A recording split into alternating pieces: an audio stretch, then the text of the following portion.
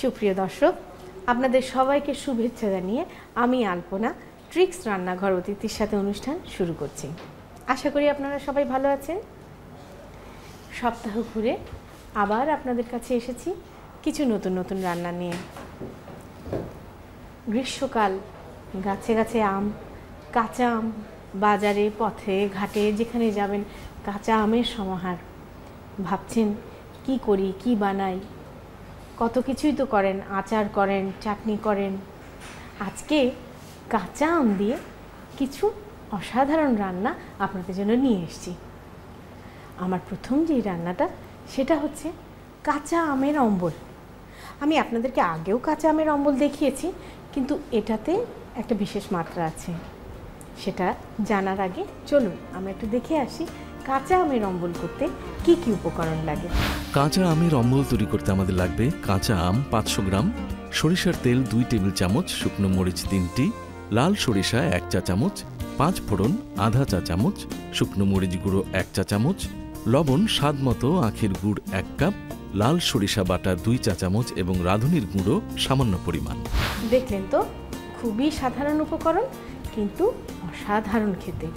চলুন তাহলে আমরা রান্নায় চলে যাই। কাঁচা আমের অম্বল করতে আপনাদের লাগবে একটু আটিসহ আম। একটু আটিসহ আম হলে আপনারা অম্বল একটু চিবিয়েও খেতে পারেন। আমি প্রথমে দেব সর্ষের তেল। সর্ষের তেলকে ভালো করে গরম করতে হবে। তার মধ্যে দেব শুকনো মরিচের ফোড়ন, সেই সাথে লাল সর্ষে এবং কিছু 5 ফোড়ন।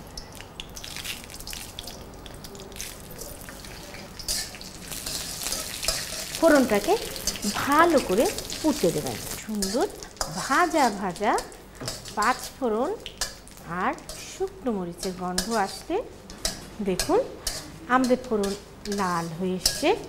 এখন আমরা এর মধ্যে কাঁচা আম,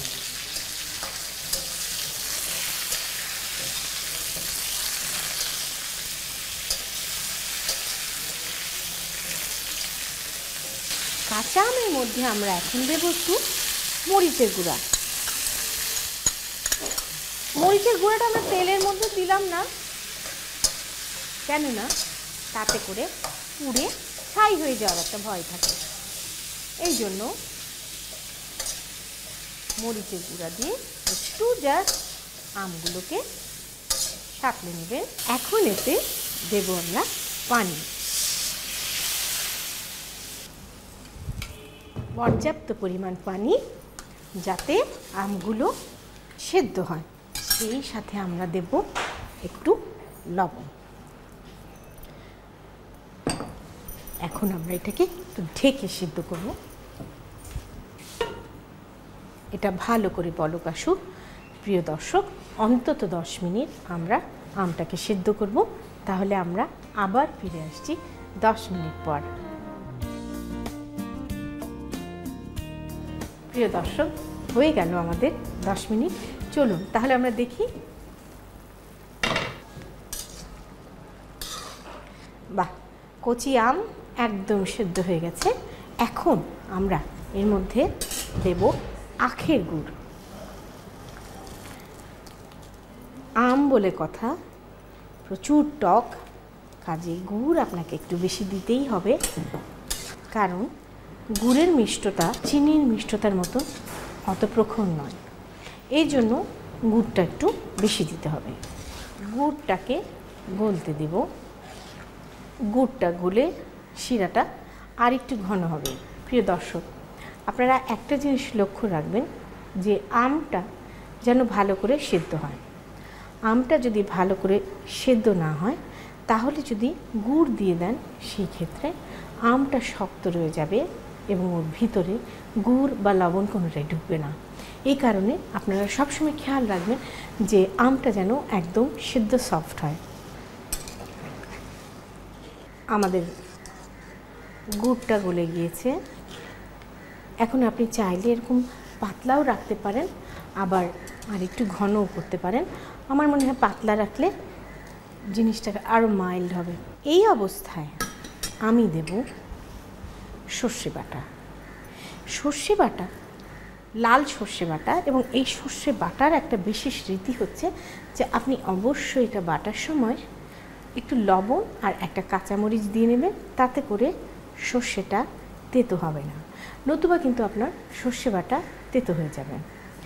আমরা অলরেডি কাঁচামরিচ এবং লবণ দিয়ে সর্ষে বেটে রেখেছি। আমি এখন সেই সর্ষে বাটাটা মেশাবো।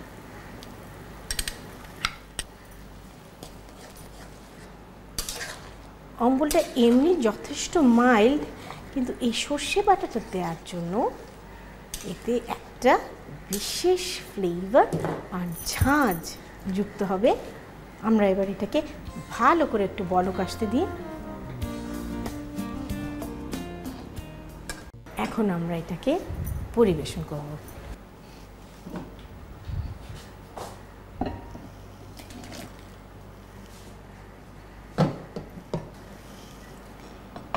এইবারে এই ঝাঁঝালো সর্ষে বাটার যুক্ত আমের অম্বলের মধ্যে আমরা যে ফিনিশিং টাচটা দেব সেটা হচ্ছে রাঁধুনির গুঁড়া। রাঁধুনি হচ্ছে এক ধরনের ছোট জিরের মতন এক ধরনের মশলা, যেটা আপনার সম্ভব একটা সুন্দর গন্ধযুক্ত, এবং এই অম্বলটার উপর দিলে দারুণ একটা গন্ধ হয়। প্রিয় দর্শক, তৈরি হয়ে গেল সর্ষে বাটা দিয়ে কাঁচা আমের অম্বল। আপনাদের সবার সুবিধার জন্য চলুন এটার প্রণালীটা আর একবার দেখে আসি। প্রথমে একটি কড়াইয়ে সরিষার তেল, শুকনো মরিচ, লাল সরিষা, 5 ফোড়ন, কাঁচা আম, শুকনো মরিচ গুঁড়ো, পানি ও লবণ দিয়ে 10 মিনিট জাল দিন। এরপর এতে আখের গুড় ও লাল সরিষা বাটা দিয়ে আরও কিছুক্ষণ জাল দিন। এবার পাত্রে ঢেলে রাঁধুনির গুঁড়ো ছিটিয়ে পরিবেশন করুন দারুণ লোভনীয় কাঁচা আমের অম্বল।